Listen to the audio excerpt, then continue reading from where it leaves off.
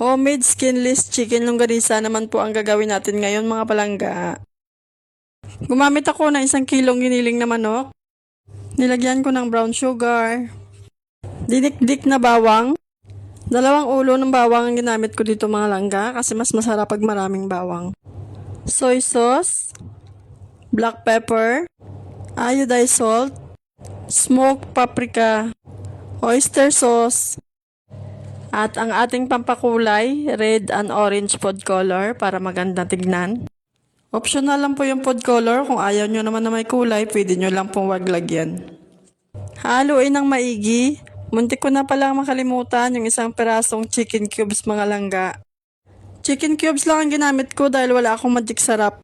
Mahilig talaga ako kumain ng mga processed food kaso lang napakaraming mga preservatives. Kaya nung natutunan kong gumawa, mas mainam na lang gumawa sa bahay kaysa bumili sa labas.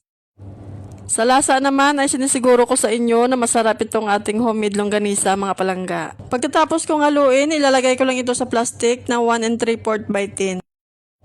Tinali ko muna yung dulo ng plastic bago ko ilagay yung longganisa. Pwede nyo rin balutin sa wax paper kasi skinless naman ito. Sa 1 kilo, marami na po kayong magagawa. Dahil ako lang mag-isa dito sa bahay ni Madam, matagal-tagal ko rin po itong stock sa freezer. Pwede na rin agad lutuin pagkatapos i-mix. At ito na mga langga na gawa ko. Maraming salamat sa panonood.